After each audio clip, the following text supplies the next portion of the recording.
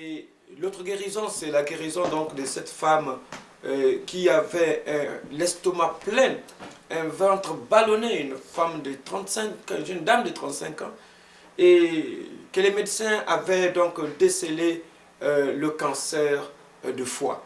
Donc le foie avait grossi. C'est comme si elle était à terme d'une grossesse de 9 mois. Et les parents l'ont amené à notre culte de délivrance de samedi soir. Cela s'est passé en 1990. J'ai aligné donc les malades en rang. Et quand je suis arrivé quand son tour qui était arrivé, je regarde la personne. Vraiment, il fallait avoir une foi pour prier pour une telle personne. Elle dépérissait, le ventre était gros. Vous sentez la douleur et comment la désolation sur la face de cette femme. Elle m'a posé la question, elle m'a dit, pasteur, je suis allé partout. Chez nous, on appelle les guérisseurs les nganga. Je suis allé chez les marabouts, je suis allé au vaudou, je me suis fait initier partout pour obtenir la guérison. C'est ma fille qui m'a dit, allons essayer à Bethsaïda. Ah, pasteur Moulaka, j'ai tellement entendu parler de toi. Mais toutes ces années, les parents me disaient, allons ici, allons là. Et voilà comment la situation s'était empirée. Et on m'a dit de venir à l'église et qu'on prie pour toi. Mais voilà devant toi, pasteur. Invoque ton Dieu dans ma vie. Invoque Jésus dans ma vie. Afin que je sois guéri. Je vais le servir toute ma vie.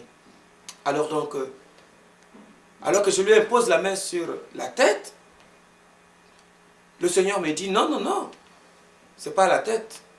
Tu dois lui donner un coup de poing au ventre. Je dis, Seigneur, j'ai arrêté un moment le service, j'ai dit, attendez que je règle un petit problème. Je suis resté là, un véritable combat dans mon cœur. Et cette femme était là devant moi. Et toute l'église nous regardait, tout s'était arrêté pratiquement pour nous regarder. Le Seigneur me dit de lui donner un coup dans le ventre.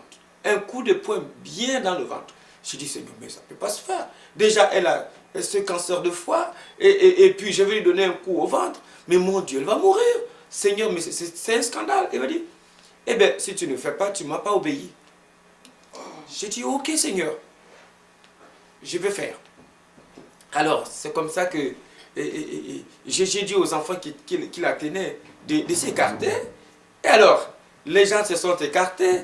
J'ai seulement fermé les yeux pour ne pas voir le coup partir parce que c'était tellement comique. Alors, je lui ai donné un bon coup de poing au ventre. Oh non, Dieu fait tellement de miracles. J'ai entendu, c'est comme si un ballon se dégonflait. Seigneur, devant nous, un miracle de guérison instantané. Cette femme qui avait une grosse robe de grossesse, nous avons vu cette robe-là se pendre maintenant comme si elle flottait dans le vide. Oh mon Dieu! Cette guérison a été le canal, d'ailleurs, qui a provoqué d'autres guérisons, même ceux qui n'étaient pas dans la rangée pour lesquelles je priais. Même dans l'assemblée, les gens criaient, les gens étaient vraiment remplis de l'esprit. Beaucoup de personnes ce jour ont reçu la guérison. Eh bien, cette femme était tellement folle de joie qu'elle courait partout dans l'église. Elle allait même enlever la robe pour dire aux gens, regardez comment mon ventre est.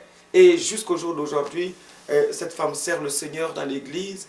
Et c'est à cause de son témoignage que beaucoup de membres de sa famille ont donné la vie au Seigneur. Cette femme est intercesseuse aujourd'hui dans notre église.